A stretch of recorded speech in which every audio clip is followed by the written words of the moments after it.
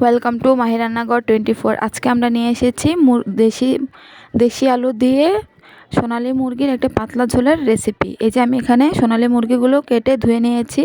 এখানে আমি দেশি ছোট আলু নিয়ে নিয়েছি। ছোট আলুটা আমি পরিষ্কার করে ধুয়ে নিয়েছি। এখানে আমি পেঁয়াজ কুচি করে নিয়েছি রান্না করার জন্য। এই যে আমি রান্না করার জন্য সব কিছু আমার একদমই রেডি। এই যে দেখুন, একদম মাংসটা আমি ভালো মতন পরিষ্কার করে ধুয়ে নিয়েছিলাম। আমি এখানে তেজপাতা আর 4টা এলাচি দিয়ে দিচ্ছি। এই যে আমি ফ্রাই প্যানের মধ্যে পরিমাণ মতন তেল দিয়ে দিচ্ছি। এখানে আমি সরিষার তেলটা দিয়ে দিয়েছি পরিমাণ মতন, দিয়ে আমি তেলটা একটু গরম করে নিব। এই যে আমার তেলটা একটু ভালো মতন একটু গরম করে নেব। গরম হয়ে গেলে তারপরে আমি এখানে তেজপাতা আর এলাচগুলো দিয়ে দিব। এলাচ আর 2-1টা দারচিনি ছিল, ওটা আমি দিয়ে দিচ্ছি। দিয়ে একটু ভালো মতন হালকা একটু ভেজে নেব। ভেজে নেওয়ার পর আমি হালকা একটু নাড়াচাড়া করে নিচ্ছি যাতে এগুলো একটু ভাজা ভাজা হয়ে যাক। এবার আমি পেঁয়াজ কুচি দিয়ে দিচ্ছি। এখানে যে পেঁয়াজ কুচিটা আমি দিয়ে দিচ্ছি। পেঁয়াজ কুচিটা দিয়ে ভালো মতন পেঁয়াজটা আমি একটু ভেজে নেব। একটু সময় নিয়ে পেঁয়াজটা আমি একটু ভাজতেছি যাতে কাঁচা ভাবটা না থাকুক। এই যে আমি একটু ভালো মতন ভেজে নিচ্ছি। এখানে আমি একটু মশলাটা রেডি করে নিচ্ছি। এখানে আমি 1 চামচ মরিচের গুঁড়া, 1 চামচ হলুদের গুঁড়া আর 1 চামচ ধনিয়ার গুঁড়া নিয়ে নিয়েছি। আর এখানে আমি 1 চামচের মতন আদা বাটা, 1 চামচ রসুন বাটা নিয়ে নিয়েছি। নিয়ে আমি একটু মশলাটা গুলে রেখে দেব। এভাবে মশলাটা গুলে রান্না করলে কিন্তু তরকারি খেতে ভীষণই মজা হয়। এই যে দেখুন, আমি এখানে মশলাটা রেডি করে নিয়েছি। এবার দেখুন আমার পেঁয়াজটা কিন্তু ভাজা হয়ে গেছে। এই যে আমার পেঁয়াজ ভাজা হয়ে গেছে। এবার আমি মশলাগুলো দিয়ে দিচ্ছি। দিয়ে এবার মশলাটা আমি ভালো মতন তেলটা ভালো মতন একটু ভেজে নিব। মশলাটা আমরা মশলা যত কষাবো ততই কিন্তু ভীষণ মজা হবে খেতে। এই যে আমি মশলাটা দিয়ে একটু নাড়াচাড়া করে নিচ্ছি। এবার আমি একটু পানি দিয়ে দিচ্ছি। মশলাটার পানি একটু কম হয়ে গেছিলো, এই জন্য একটু পানি দিয়ে একটু ভেজে নিব। এই যে আমি একটু ভালো মতন একটু ভেজে নিব মশলাটার কালারটা কত সুন্দর লাগতেছে। এই যে আবার আমি এখানে পরিমাণ মতন লবণ দিয়ে দিচ্ছি। দিয়ে এবার একটু ভালো মতন মশলাটা একটু সময় নিয়ে কষাচ্ছি। মশলাটা ভাজা হয়ে গেলে তারপর আমি মাংস দিয়ে একটু কষাবো। আগে আমি একটু মশলাটা একটু ভালো মতন কষিয়ে নিব, যাতে তেল ওঠা পর্যন্ত একটু ভালো মতন ভেজে নেব। মশলা একদম কষিয়ে নেব। এই যে দেখুন, মশলা আমার একদমই কষানো হয়ে গেছে, তেল উঠে গেছে। এই যে দেখুন, এবার আমি এটার মধ্যে মাংসগুলো সব দিয়ে এবার কিছুক্ষণ মাংসের সাথে কিন্তু কষাতে হবে মশলাটার সাথে। এই যে এবার আমি একটু ভালো মতন মিক্স করে নিচ্ছি। এই যে ভালো মতন নাড়াচাড়া করে নিচ্ছি। এই যে আমি একটু ভালো মতন মশলাটার সাথে মাংসটা ভালো মতন মিক্স করে নিব। এভাবে কিন্তু রান্না করলে কেউ বুঝতে পারবে না যে এটা দেশি মুরগি নাকি সোনালী মুরগি। দেখুন, একটু সময় নিয়ে রান্না করতে হবে, তাহলে খেতে কিন্তু ভীষণই মজা হবে। এই যে আমি একটু সময় নিয়ে ভালো মতন কষিয়ে নিচ্ছি। এই যে একটু সময় নিয়ে আমি কষাবো, এই জন্য। এই যে দেখুন এখনই কালারটা কত সুন্দর এসেছে। এভাবে রান্না করলে কিন্তু খেতে কিন্তু ভীষণই মজা হয়। এই যে আমি কিছুক্ষণ এটা ঢাকা দিয়ে রাখবো যাতে এটার থেকে কিছু পানি ছাড়ুক। এভাবে কিন্তু মাংস রান্না করলে কিন্তু ভীষণই মজা হয়। আমি প্রায় 5-6 মিনিটের মতন ঢাকা দিয়ে একটু কষাচ্ছি। এই যে ঢাকা দিয়ে রেখেছিলাম 5 মিনিটের মতন। এবার আমি ঢাকাটা সরিয়ে কিছুক্ষণ আরও ভালো মতন নাড়াচাড়া করে নিচ্ছি। এই যে আমি ভালো মতন দেখুন কষিয়ে নিচ্ছি। এবার আমি আলুটা দিয়ে দিচ্ছি এটার সাথে। যে আমার আলু দেওয়া হয়ে গেছে।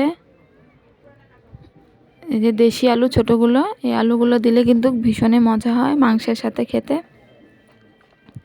এই যে আমি ভালো মতন আরও কিছুক্ষণ 2 মিনিটের মতন আরও একটু আমি কষিয়ে নেব। তারপর আমি ঝোলের জন্য পানি দেব। এই যে আমি আরও কিছুক্ষণ কষিয়ে নেব। এই যে আমি আরও 5 মিনিটের মতন ঢাকা দিয়ে রেখেছিলাম। এই যে দেখুন, এবার কিন্তু অনেকটা পানি ছেড়েছে। আমি ভালো মতন মিক্স করে নিচ্ছি। এই যে দেখুন একদমই আমার কিন্তু মাংস অনেকটা সিদ্ধ হয়ে গেছে, আলুটা মোটামুটি সিদ্ধ হয়ে গেছে।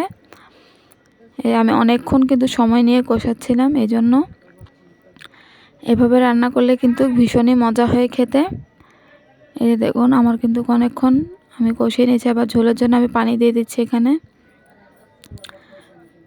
এই যে দেখুন আমি এখানে পরিমাণ মতন পানি দিয়ে দিচ্ছি। আমি পরিমাণ মতন পানি দিয়ে ভালো মতন মিক্স করে নিচ্ছি। এই যে আমি ভালো মতন মিক্স করার পরে তারপর এই যে আমি পানি দেওয়া হয়ে গেছে। এবার আমি কিছুক্ষণ আমি আরও কিছুক্ষণ ফুটিয়ে নিব তরকারিটা ভালো মতন। আমি অনেকক্ষণ তরকারিটা জাল করে নিয়েছি। আমার আলু হয়ে গেছে, মাংসটাও হয়ে গেছে।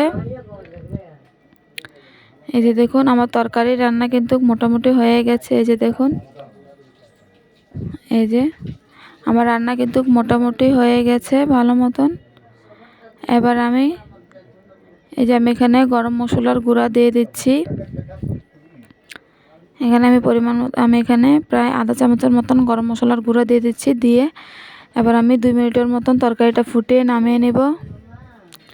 আমি 2 মিনিটের মতন একটু তরকারিটা একটু ফুটিয়ে নিলে আমার তরকারি কিন্তু একদমই রেডি। দেখুন একদম পাতলা ঝোল করে রান্না করেছি, ভীষণ মজা হয়েছিল খেতে। আপনারা এভাবে একবার ট্রাই করে দেখতে পারেন। এই যে আমার তরকারি একদমই রেডি হয়ে গেছে। আমি 2 মিনিটের জন্য জাল করে নিয়েছি। এই যে আমার তরকারি একদম রান্না করা হয়ে গেছে। এবার আমি খালি করে নিচ্ছি এখানে। এই দেখুন তরকারির কালারটা কত সুন্দর এসেছে। এভাবে আপনারা একবার ট্রাই করে দেখতে পারেন, ভীষণই মজা হয় এভাবে তরকারিটা রান্না করলে। এই যে আমার কমপ্লিট হয়ে গেছে, রান্নাটা শেষ। এবার আমি বাচ্চাদের জন্য রান্না করে নিই। এই যে বাচ্চাদের জন্য এখানে আমি কার্ফু মাছ এনেছিল, কার্ফু মাছের ডিম ছিল। মেয়েরা বায়না করেছে যে মাছ ভাজা খাবে, তাদের জন্য আমি এখানে একদমই অল্প পরিমাণ আমি ভালো মতন ধুয়ে নিয়েছি। এখানে আমি মরিচের গুঁড়া, হলুদের গুঁড়া দিয়ে দিচ্ছি। আমি এখানে মরিচের গুঁড়া একদমই অল্প দিয়েছি, যেহেতু আমার মেয়েরা খাবে তাদের জন্য। এখানে একটু ধনিয়ার গুঁড়া দিয়ে দিয়েছি। আমি সব মশলা এখানে অল্প অল্প দিচ্ছি। এই যে আমি এখানে ম্যাগি মশলা দিয়ে দিচ্ছি। আমি 1 প্যাকেট ম্যাগি মশলা দিয়েছি। আর মাছের মধ্যে ডিম ছিল, আমি ডিমগুলো ভালো মতন ডিম মাছ একসাথে ভাজা করে দিব, দোনো বোন তারা খাবে। এখানে একটু আমি একটু উপর রসুন বাটা আর একটু আদা বাটা হালকা একটু নিয়েছি। মাছটা একটু হালকা একটু লাগে, এই জন্য আমি একটু বাটা মশলাটাও দিয়ে দিচ্ছি। দিয়ে আবার ভালো মতন আমি মিক্স করে নিচ্ছি। ভালো মতন হাত দিয়ে মিক্স করে নিচ্ছি। এই যে দেখুন আমি দেখুন ভালো মতন মাছটার সাথে মশলা মিক্স করে নিয়েছি। এই যে দেখুন আমার মাখানো হয়ে গেছে। এবার আমি মাছটা ভালো মতন এই যে দেখুন আমি এখানে ডিমও আছিল, এই যে ডিমটা তো সাথে ডিমের মধ্যে আমি মশলাটা ভালো মতন এই যে ডিমটার সাথে ডিমের মধ্যে আমি মশলা দিয়ে ভালো মতন নিয়েছি। এবার আমি মাছগুলো ভেজে নিব। আমি এখানে তেলটা ভালো মতন গরম করে নিয়েছি। আমি আগে মাছগুলো ভাজা করব, তারপরে আমি লাস্টে ডিমটা ভাজা করব। আপনারা এভাবে বাচ্চাদেরকে মাছ ভাজা করে দিতে পারেন। এই যে আমি ভালো মতন ভাজা হয়ে গেছে এক পাট, আমি এবার অন্য পাশটা উল্টে দিচ্ছি। এই যে ভালো মতন আমি দুনো পিঠটা ভালো মতন ভেজে নেব। আমার মেয়েরা একটু ঝাল একটু কম খায়, এই জন্য তাদের জন্য আমি হালকা হালকা মশলা দিয়ে ভাজাটা করেছিলাম, আর তারা মাংস তেমন খায় নাই। এই যে আমার মাছ ভাজা করা হয়ে গেছে। এবার আমি ডিমটাও ভেজে নেব।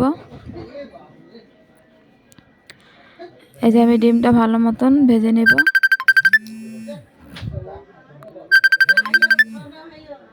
এই যে দেখুন আমার ডিম ভাজা করা হয়ে গেছে।